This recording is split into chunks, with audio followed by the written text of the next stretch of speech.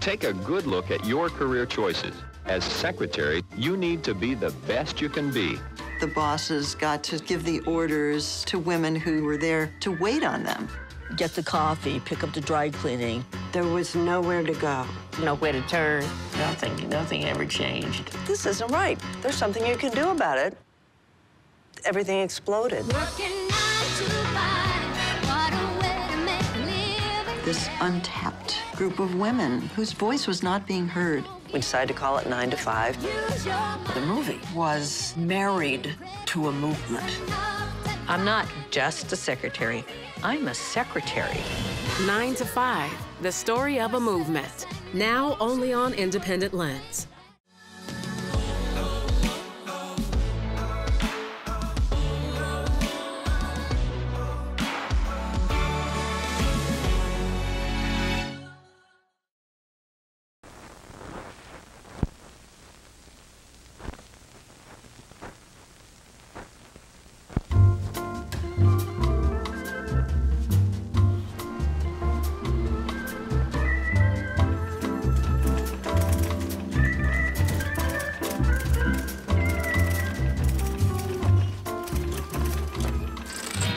The clerical field is particularly important to women.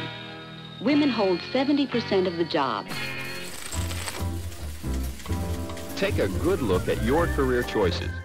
That's what Patty McGrath did after 4 years of college, and even 1 term toward her master's degree. As secretary, you need to be the best you can be. So Patty worked harder, and now she types 110 words per minute. Janet keeps her hands in condition for typing with finger gymnastics. She can keep it up all day if she has to. My mother, from the get-go, said, Mary, you don't need to go to college. It would be good enough for you to be a secretary and to work in an office, find a nice husband, and have children, and life will be great. My father had different expectations of me than he had of my brothers. At one point, he even said, because I came home with a good report card, you know, and he said, well, girls who are walking encyclopedias should remember that reference books are never taken out. My first job was a full ghetto of college-educated women doing incredibly dull work. And I kept thinking, this is how I'm going to make it in the publishing world? Walking into offices as a 20-something-year-old, I felt I better look nice. I better be nice. He may act like he wants a secretary, but most of the time they're looking for something between a mother and a waitress. There was this system where the bosses got to give the orders to women who were there to wait on them. Get the coffee, pick up the dry cleaning. As servants, really. Pick up the holiday presents for the staff and for the family members. Peggy, any messages? Got it. Oh, hold on a second. The other phone's ringing. The 3rd floor was data entry.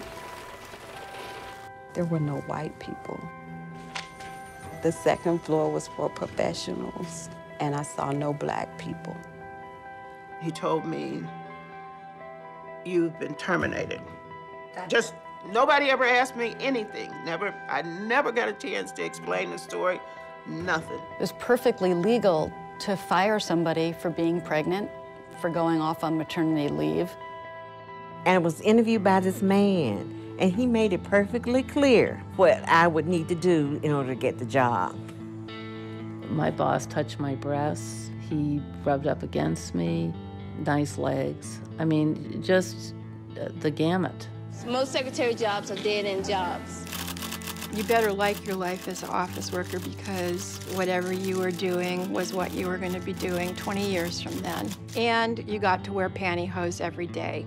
If you had a problem, if your supervisor was unfair, you had no recourse. If I don't like you, I'll fire you. Right. You don't like me, I'll fire you. There was nowhere to go. There was nowhere to go. Nowhere to turn. Nothing ever changed.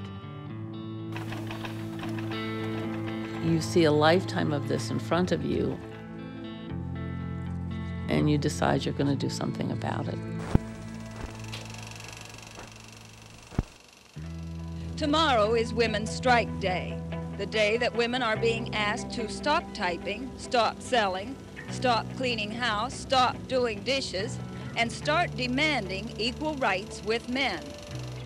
Equal pay for equal work, whether we want it now. Equal pay for equal work, whether we want it now. A group of secretaries would draw a crowd on any Sunday lunch hour in Boston. About 35 women took over the hallway on the 13th floor. The harassment and the discrimination that has been going on in my office has got to stop. Stop the violation of state law with the use of their illegal application form. He was inspired by the film 9 to 5, where we had... He inspired the film 9 to 5. Yes, you did. The forces of change have been set in motion, and they've been set in motion by the 9 to 5 organization.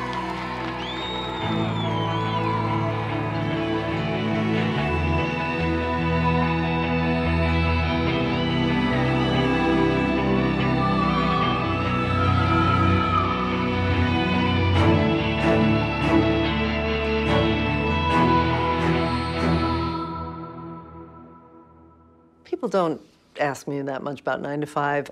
No, never, ever, ever. No, they don't ask. But now I tell you what, if somebody get in trouble, guess where they come? To me.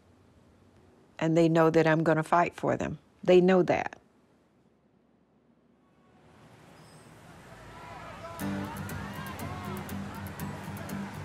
To challenge authority, to challenge common wisdom. That was part of my family growing up. They thought the war in Vietnam was wrong. Every Saturday for an hour at noon, my entire family would go to do a silent vigil at the local library. My family was concerned about social justice. I learned that there was strength in numbers. You can fight City Hall. In high school, I had been part of the Social Action Club. We got called into the principal's office, and there was a question about whether I would get expelled. I was already knee-deep in stirring things up. My parents thought it was very important for me and my brother to understand some of the problems in America. They would take us around neighborhoods in Baltimore where we were living and point out segregated housing. And when the civil rights movement came to our town, I was on those picket lines. In our family, there was this whole panoply of grandmothers and great aunts and so on who let me know that their dreams had been thwarted. And so I think I felt this pressure of, was I going to be slotted into some position and not be able to get out? In college, I think I met Ellen the second day, and we became friends immediately. Karen was a little scary. She was tough. I could sort of shelter under her wing, and she would take me interesting places. In college, I was dying to study Aristotle and Plato and just put my head down and get a great classical education. No, my goal was never to be an educated woman. I wanted to become a political activist. That to me was much more interesting than being in college.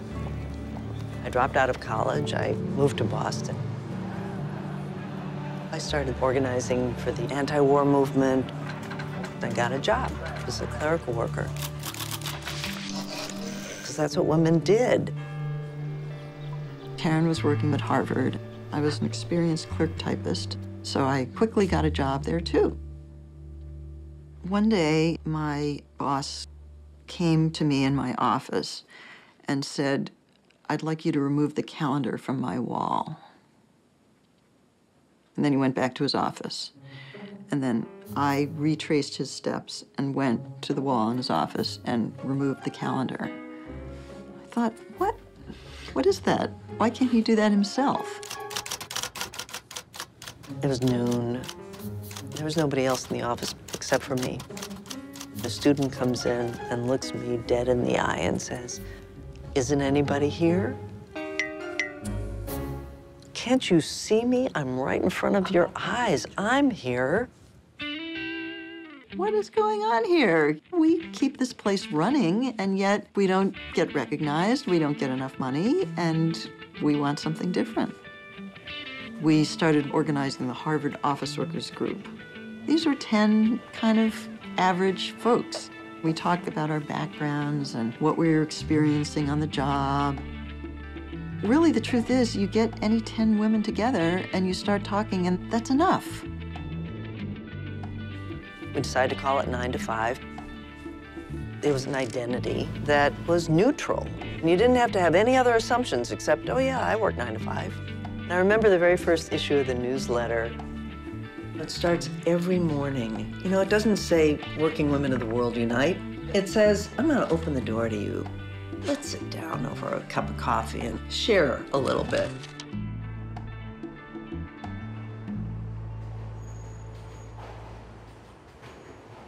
In these newsletters that we handed out at subway exits in Boston, we talked about what it was like to be working in offices. I really believe that what I'm doing is very important to the economy and that I should have some respect for what I'm doing, as well as higher pay and all. I'm still listed as a low-income person, even though I work every day of the year.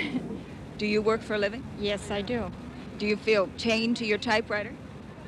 In a way, yes. My favorite letter that ever came into 9 to 5 says, "We are referred to as girls until the day we retire without pension." I just thought, whoa, in those 10 words, she got it all. I was sitting on the bus and I had my stack of newsletters, and I saw these two women who probably in their 40s. They were saying to each other, "Oh, there's that newspaper again. Oh, I know that. I read that." And there we were.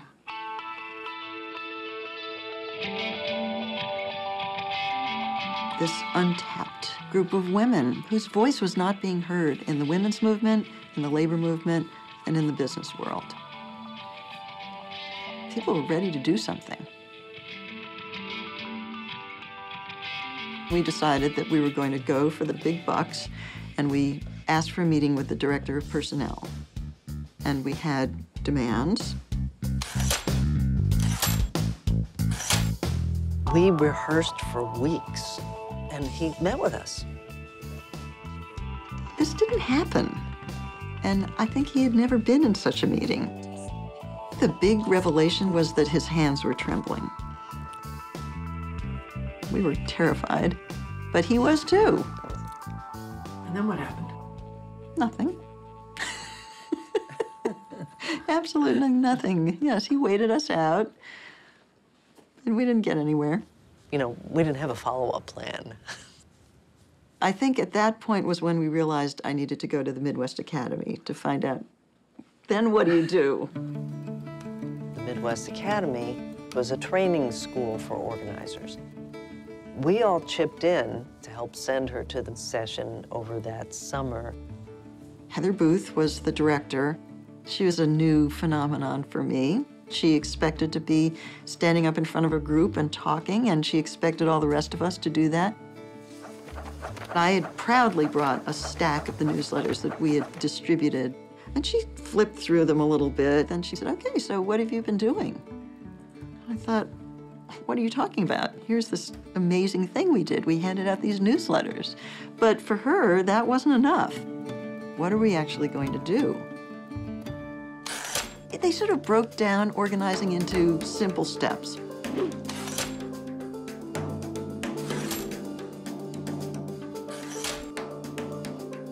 How do you get from, we want a better deal at the office, to, okay, here's what we're going to do tomorrow? It was a real turning point for me. I thought, I've got my feet on the ground, and we're going to really be able to do something.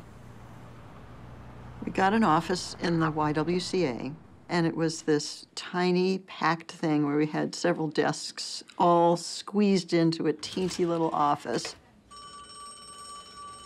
At the time, I was an office worker, so I sought them out. And I remember going down a hallway. It was one of those doors with, you know, sort of a glass pane with ripples in it so you couldn't quite see through. That was 9 to 5. It seemed kind of small. Karen and Ellen were very busy. There was a sense of it being a big deal. I was like, yeah. I think I was probably a little intimidated, but they did need help. I knew the score in terms of office work, and I was ready to organize. I did start reading voraciously about why society was the way it was, and it was like being bit by a bug. A lot of things that I didn't understand fell into place. I wanted to have a voice. I wanted to have more power. 9 to 5 represented this explosion in consciousness. Women had been on a path up through the 50s and into the 60s.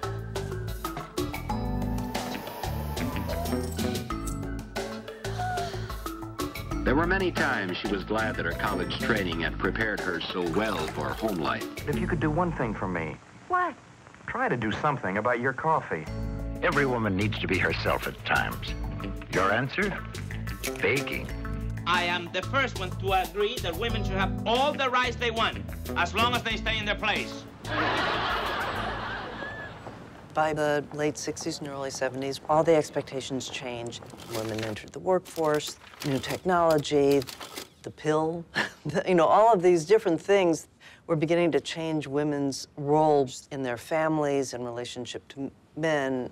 What was new in the 1970s is how many women were coming into the workforce quickly. 12 million more women were in the workforce by the end of the 1970s than in the beginning.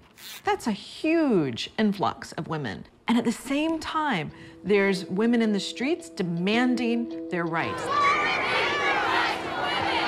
On the sidewalk, please, on the sidewalk. We're in the midst of the women's liberation movement. It was a convergence of two historical rivers, women pouring into the workforce and of the forces of women's liberation. Both of these rivers come together and they set the stage for 9 to 5.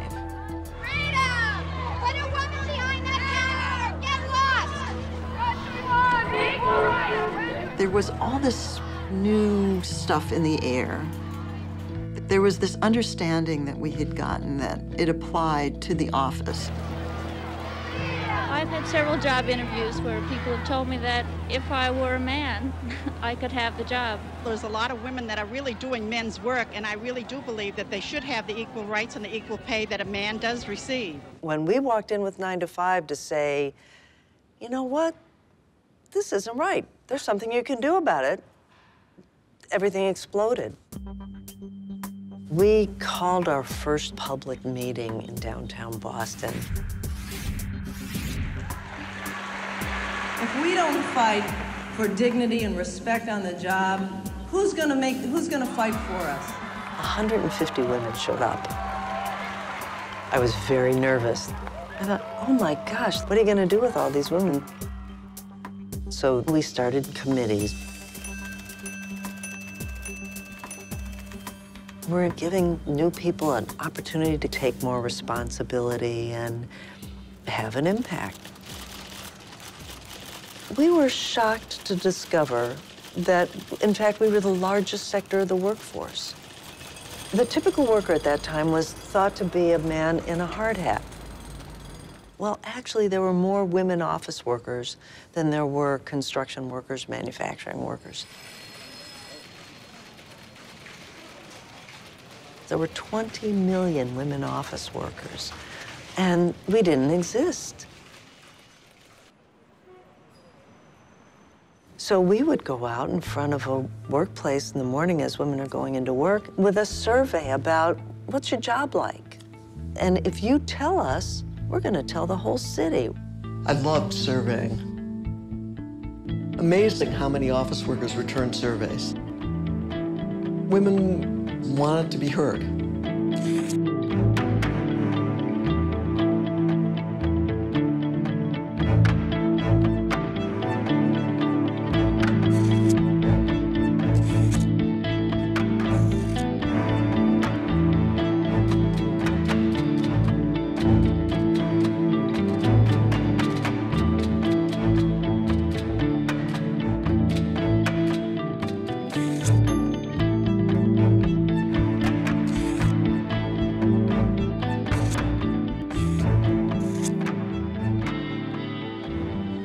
getting someone to fill out a survey and getting under their skin. It's this whole transference of complaining to your friend and instead complaining through an organization.